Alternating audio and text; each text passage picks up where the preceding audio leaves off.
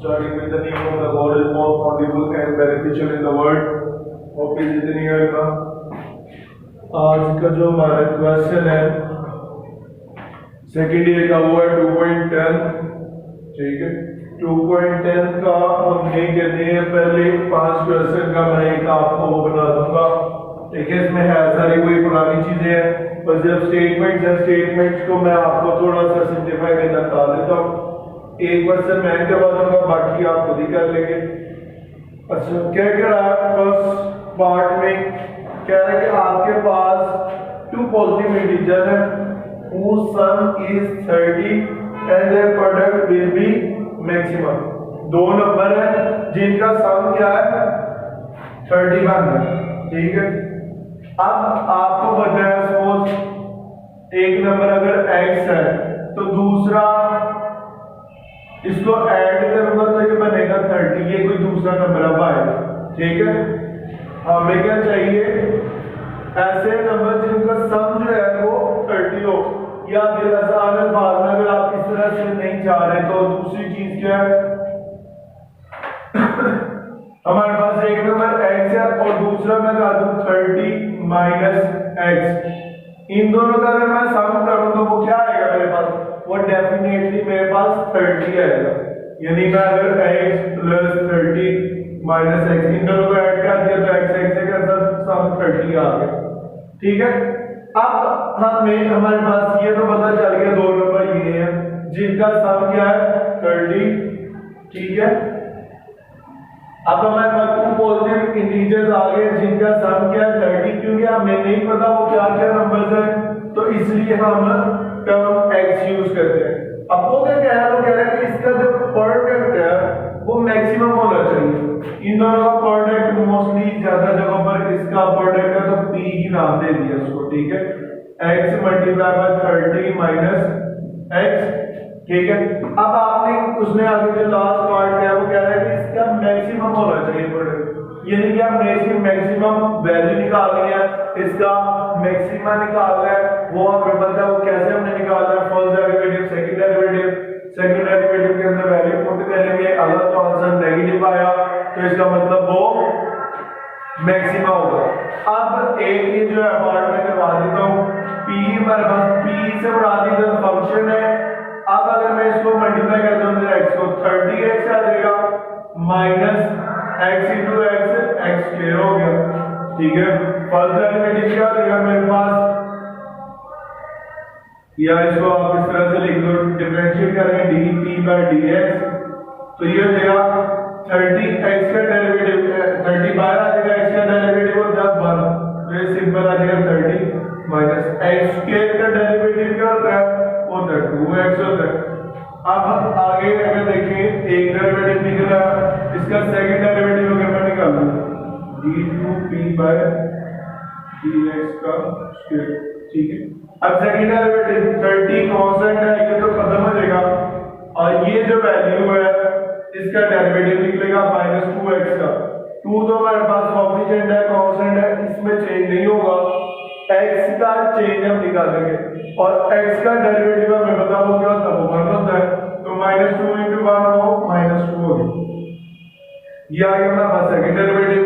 First derivative हमने ये निकाला, ठीक है। हम कैसे करते हैं, फर्स्ट डेरिवेटिव को 0 पुट करते हैं। फर्स्ट डेरिवेटिव इधर हमारे पास क्या है dp by dx equal to 0। जब 0 इधर मैं पुट करता हूं तो क्या बनेगा मेरे पास 0 will be equal to 30 minus 2x इधर ले आता हूं, ये हो जाएगा 30, x मैंने निकाला x इधर निकाला 2 इधर मल्टीप्लाई ऐसा कर आपका डिवाइड हो जाएगा 30 by 2 वो क्या देगा x equal to 15, ठीक है। अब फर्स्ट पॉइंट मेरे पास आ गया, x की वैल्यू आ गई, वो मैं सेकंड डेरिवेटिव में पुट करता हूं। अगर तो सेकंड डेरिवेटिव का आंसर नेगेटिव आ गया तो इसका मतलब है कि हमारे पास जो आंसर है वो मैक्सिमम आ रही है, मैक्सिमम वैल्यू हम निकाल रहे हैं। अब इधर अगर मैं पुट करता हूं d2p over dx का square at x equals to 15, ठीक है। जैसे हमारे पास पहले होता था ना f सेकंड डेरिवेटिव एट 15 ठीक है, आप इस तरह से भी कर सकते हो। Second derivative at x equal to 15, इसका मतलब भी वही है। अब ये क्या बन रहा है हमारे पास, सेकंड डेरिवेटिव में -2 है, ठीक है, x वाली टर्म है ही, तो x हम इधर पुट कर ही नहीं सकते।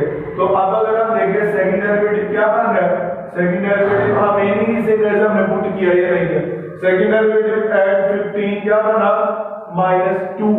-2 जो कि लेस देन है 0 से नेगेटिव वैल्यू है, इसका मतलब इस पॉइंट पर जो है वो इसका फंक्शन मैक्सिमम होगा।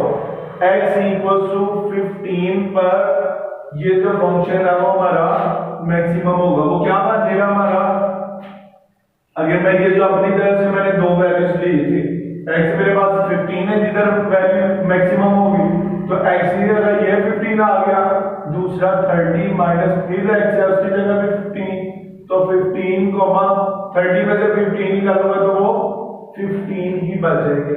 तो दो वैल्यूज जिनका सम हमारे पास 15 हो और उनके प्रोडक्ट में मैक्सिमम वैल्यू ये हो, ठीक है। और जैसे हम पहले कहते थे फंक्शन के अंदर की वैल्यू पुट करके देख लेते हैं, वैसे उसने क्या कहा, and their product will be defined equal to material whose उसने सिर्फ इंटीजर्स का उसने ये कहा कि मैक्सिमम वैल्यू क्या होगी, उसने कहा सिर्फ दो इंटीजर निकाल दो जिनका प्रोडक्ट मैक्सिमम होगा। हमने ये निकाल दिया x इक्वल टू 15 पर इस फंक्शन का आंसर मैक्सिमम आ रहा है, तो इसका मतलब हमारे पास जो है ये दो इंटीजर्स क्या होंगे, x की जगह 15 पुट किया तो हमारे पास ये आंसर आ गया, ठीक है। ये x पे 15 वैसे ही यहाँ पर x की जगह 15 पुट करेंगे तो 30 माइनस 15 वो 15 होता है, ठीक है। तो पहले एक पार्ट मैंने करवा दिया, आगे वाली पीछे अब मैं सिर्फ इक्वेशंस बना देता हूँ, ठीक है।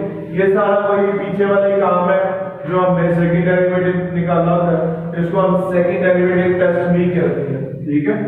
ये जो पूरा प्रोसीजर किया ना, मैक्सिमम और मिनिमम वैल्यूज निकालना, इसको सेकंड डेरिवेटिव टेस्ट भी कहा जाता है। अब आ जाते हैं क्वेश्चन नंबर 2। क्वेश्चन नंबर 2 तो सेम ही है जैसे हमारे पास क्वेश्चन नंबर 1 था। Let us divide 20 into 2 parts so that the square will be minimum, ठीक है। 20 को हमने 2 पार्ट्स में डिवाइड करते हैं, ठीक है, जैसे हमने पहले किया था क्या उसे कहते हैं x और 30 माइनस x, अब 20 आ गया। अब एक होगा x और दूसरा होगा 20 माइनस x, और उसने क्या कहा, the sum of their square must be minimum. अब ये सम है तो इसको मैं s से रिप्रेजेंट कर देता हूँ। फंक्शन हमारे पास अब ये बन गया, ठीक है। इसको अगर मैं एक दोबारा से मैं स्टेटमेंट पढ़ देता हूँ, कह रहे हैं डिवाइड 20 into 2 पार्ट्स, यानी 20 को दो हिस्सों में आपने लिखना है। जैसे 20 है, अगर मैं मिसाल दूं तो हम कह देते हैं, इसको मैं लिख देता हूँ 2 + 18, 3 + 17 भी हो सकता है, 4 + 16 भी हो सकता है, पर हम अपनी तरफ से कोई नहीं लिख सकते। हमने वो वाली वैल्यूज लिखनी है जिस पर फंक्शन का आंसर मिनिमम होगा। अब हमें नहीं पता इसमें से आंसर मिनिमम किसका है, इसके लिए हमने एक टर्म x ले लिया, ठीक है। वो जो टेस्ट करेंगे हम सेकंड डेरिवेटिव टेस्ट, तो उससे हमें पता चल जाएगा किधर जाकर आंसर हमारा मिनिमम आ रहा है, ठीक है। आप इसको तो थोड़ा सा सिंपलीफाई करते हैं, फॉर्मूला ऊपर करते हैं, ये x स्क्वायर हो जाएगा, ये होगा 20 का स्क्वायर यानी a - b का होल स्क्वायर, 20 का स्क्वायर होगा 400 माइनस ये तो plus x square minus 2ab को आ जाएगा आपका 40x, ठीक है। x square plus x square ये हो जाएगा 2x स्क्वायर, ये हो जाएगा माइनस 40x प्लस 400। ये हमारे पास बन गया फंक्शन। आप इसका फर्स्ट डेरिवेटिव निकालो, सेकंड डेरिवेटिव निकालो, और वही जो पूरा प्रोसीजर है वैसे ही कहते हैं। थर्ड पार्ट में मुझे कह रहा है हमें find two positive integer whose sum is 12 and the product of one with the square of other will be maximum, ठीक है। अब कह रहा है दो नंबर्स लेने हैं जिनका सम क्या होना चाहिए 12। यहाँ तक सारी पहले जो है ना वो तीनों क्वेश्चन सेम है। फर्स्ट क्वेश्चन में उसने कहा था दो नंबर ऐसे लो जिनका सम हो 30, फिर उसने कहा क्वेश्चन नंबर 2 में दो सम ऐसे लो, दो इंटीजर ऐसे लो जिनका सम होना चाहिए 20। अब तो कह रहे हैं दो इंटीजर ऐसे आपने लेने हैं जिनका सम क्या हो 12 हो, ठीक है। अब अगर तो हमारे पास हम 12 है तो हम क्या एक लिखेंगे, एक हो जाएगा हमारे पास x और दूसरा हो जाएगा 12 माइनस x। अब दूसरी चीज उसने क्या कही है, and the product of one with square of other, मतलब इन दोनों का प्रोडक्ट तो हमने लेना है पर इनमें से एक का स्क्वायर होना चाहिए। अब या मैं इसका स्क्वायर लूं या इसका स्क्वायर लूं, मुझे पता है स्क्वायर आसान मेरे लिए लेना ये है तो मैं इसका स्क्वायर ले लूंगा, ठीक है। अब इसी का कोई प्रोडक्ट है तो p मैंने फॉर्मूले या फंक्शन को नाम दे दिया, वो आ जाएगा x square into 12 minus x, ठीक है। दोबारा से मैं रिपीट कर रहा हूं, find two positive integer whose sum is 12। हमें यहां से पता चल गया ये दो पॉजिटिव इंटीजर हैं जिनका सम क्या है 12, ठीक है। अब नेक्स्ट जो कह रहे हैं एंड द प्रोडक्ट, अब इन दोनों को हमने क्या करना है, प्रोडक्ट लेना है। प्रोडक्ट मैंने मल्टीप्लाई दोनों को कर दिया, जो एक और चीज लिखा है of one with the square of other, मतलब प्रोडक्ट एक का आपने जब दोनों को मल्टीप्लाई करना है वन का दूसरे के स्क्वायर के साथ करना है। इसको मैंने वैसे इसका स्क्वायर ले लिया, दूसरे को वैसे ही मल्टीप्लाई कर दिया, ठीक है।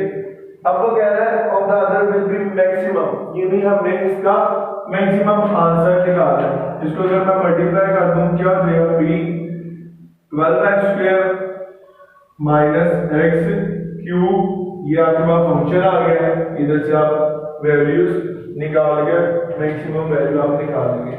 नेक्स्ट क्वेश्चन नंबर 4 है। क्वेश्चन नंबर 4 में कह रहा था पैरामीटर ऑफ, क्वेश्चन नंबर 4 और 5 थोड़े से सिमिलर है। क्वेश्चन नंबर 4 में क्या कह रहे हैं, क्वेश्चन नंबर 4 में कह रहा था parameter of a triangle is 16 centimetre if one side is of length 6 centimeter. What are the lengths of other sides for maximum area of the triangle? ठीक है, एक ट्रायंगल हमारे पास, इसकी एक साइड उसने दे दी हमारे पास 6 सेंटीमीटर और उसने क्या है इसका पैरामीटर, पैरामीटर किसको कहते हैं, सम ऑफ ऑल साइड्स, यानी इसकी ये तीन साइड के अंदर तीनों साइड को सम करेंगे तो वो क्या होना चाहिए 16 सेंटीमीटर। मैं अगर एक ले लेता हूँ x और दूसरी ले लेता हूँ y और तीसरी उसने खुदा में कहा है 6 है, तो x plus y plus 6 equal है 16। उसने क्या इसका जो पैरामीटर है यानी कि सम ऑफ ऑल साइड हमारे पास क्या है 16। अब अगर मैं x प्लस y निकालूं वो क्या होगा मेरे पास 16 माइनस 6 और वो क्या देगा x plus y equals to 10, ठीक है। अब मुझे जो जैसे हमने पीछे किया था x ये भी x में टर्म थी, x ये भी x में टर्म थी, तो हमारे लिए साथ है। अब इधर एक ये वाली टर्म x में है, ये वाली टर्म y में, तो मैं क्या करता हूँ इसको भी x में कन्वर्ट कर दूँ। y की वैल्यू में क्या निकाल देता हूँ y इक्वल्स टू x इधर प्लस का दूसरी साइड पे जाएगा तो क्या हो जाएगा 10 माइनस x हो जाएगी, ठीक है। तो y की क्या वैल्यू आ गई 10 minus x, y equals to 10 minus x, ठीक है। अब हमने सारी साइड निकालनी है, एक ट्रायंगल की साइड है x, दूसरी साइड है 6, तीसरी साइड है 10 माइनस x, ठीक है। आपको क्या कह रहा है आगे, what are the length of other side for maximum area of the triangle। अब हमने ये चेक करना है कि इस पर हमारे जो मैक्सिमम है वो क्या है, एरिया में निकालना है। एरिया का फॉर्मूला क्या होता है जब हमारे पास तीन साइड्स गिवन हो, हमने पढ़ा था एरिया का फॉर्मूला, एरिया होता है s into s minus a s minus b into s minus c, ठीक है। s क्या होता है sum of all sides divide by 2। अब ऑल साइड्स क्या है, एक a है, एक ये है और एक ये। अगर मैं लिखूं s की वैल्यू निकालूं वो होगा 6 प्लस x प्लस y का y की वैल्यू हमने निकाली वो है 10 माइनस x, ये कैंसिल हो जाएगा डिवाइड बाय 2 हो जाएगा, 6 प्लस 10 हो जाएगा 16 डिवाइड बाय 2, तो 16 को जब 2 पे डिवाइड करूंगा तो वो आ जाएगा 8, ठीक है। 10 प्लस 6 हो जाएगा 16, जब 2 पे डिवाइड करूंगा तो वो 8 आ गया, ठीक है। अब इधर आते हैं एस की वैल्यू निकाल दी, एस माइनस ए, यानी ए क्या है, कोई एक साइड, इसको ए कह लेते हैं, इसको बी कह लेते हैं, इसको सी कह लेते हैं। तो इसको अगर मैं लिख दूं स्क्वायर ले लेते हैं ताकि हमारा स्क्वायर रूट खत्म हो जाए। ठीक है, हमारे पास फंक्शन आ गया ये, सॉरी स्क्वायर रूट स्क्वायर ले लिया तो ये खत्म हो जाएगा। एल से क्या है मेरे पास 8, एस माइनस ए, 8 माइनस ए में ये वाली साइड ले लेता हूँ 6, फिर एस माइनस बी, एस 8 है माइनस बी में इसको क्या लेता हूँ एक्स आ गया, और एस माइनस सी ये जो वैल्यू है थर्ड डेट बची है 8 माइनस 10 माइनस एक्स। ठीक है, ये क्या देगा हमारे पास 8 इंटू 8 माइनस 6 हो जाएगा 2 into 8 minus x into 8 minus 7 बचेगा माइनस 2 माइनस एक्स। 8 2 को 16 करो, इसको जब मल्टीप्लाई करेंगे तो हमारे पास बन जाएगी एक क्वाड्रेटिक वेव। ठीक है, क्वाड्रेटिक मतलब अगर मैं इसको कर दूं 16 into 8 minus x minus 2 minus x, ये मल्टीप्लाई करो, बाद में 16 से मल्टीप्लाई कर दो और फिर डेफिनेटली वही सारा काम है। इस तरह से आपको क्वाड्रेटिक इक्वेशन बनेगी और आपने second derivative test find out कर लेना। ठीक है, नेक्स्ट आ जाते हैं जो इसका आज का हमारा last question, find the dimensions of a rectangle of largest area having perimeter 120 centimetre. आपको क्या कह रहा है, largest area, largest definitely maximum होता है। अब उसने पेरीमीटर क्या है, अब इस क्वेश्चन में हमारे पास क्या है रेक्टेंगल है, इसमें ट्रायंगल का पेरीमीटर था, ट्रायंगल की 3 साइड होती है तो इसका perimeter sum of 3 side, rectangle की 4 साइड होती है तो उसका पेरीमीटर होगा सम ऑफ 4 साइड। रेक्टेंगल की ये शेप होती है। ठीक है, अगर ये एक्स है तो ये भी एक्स होगी, ये वाई है तो ये भी वाई होगा। अब क्या कह रहा है इसमें, जो इसका पेरीमीटर है वो 120 सेंटीमीटर, यानी x plus y plus x plus y, x plus y plus x plus y, sum of all side किसके हैं 120 के। तो ये हो जाएगा x plus x 2x, y plus y 2y equals to 120। 2 को कॉमन लेकर अगर मैं कैंसिल कर दूंगा तो मेरे पास बचेगा x plus y equals to 16।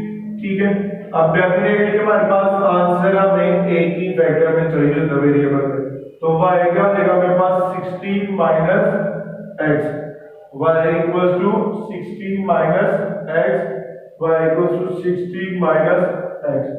अब हमारे पास दो साइड्स आ गई हैं, एक है x और दूसरी है 60 माइनस x।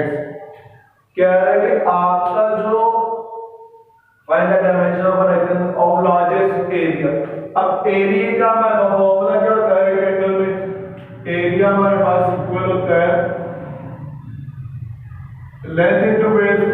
लेंथ हमारे पास क्या है 60 माइनस x और विड्थ हमारे पास क्या है x।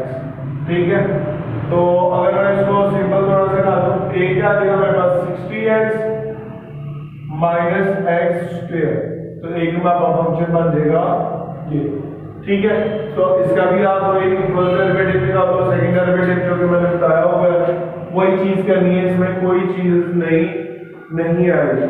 तो कोशिश करें, इसमें कोई भी मुश्किल नहीं है, सारा पीछे हमने सेकंड डेरिवेटिव टेस्ट करके हम थक गए हैं। ठीक है, तो इसलिए अब आपने मैं छोड़ रहा हूँ क्योंकि आप प्रैक्टिस नहीं करते। और ऊपर जो एक चीज लिखी हुई है वालिदैन के हकूक, तो कोशिश करें वालिदैन के हकूक अदा करें। क्या है वालिदैन के हकूक? ठीक है, इस्लाम हमें किस चीज का दर्ज देता है? ठीक है, इस्लाम में कुरान मजीद में एक आयत है, उसका जो मफहूम है वो है कि अपने वालिदैन के सामने उफ तक न करो। ठीक है, उफ इनकार नहीं होता। ठीक है, मतलब मेरे वालिद मुझे भी काम है ये कर दो, मैं कहूँ मैंने नहीं करना, ये इनकार है।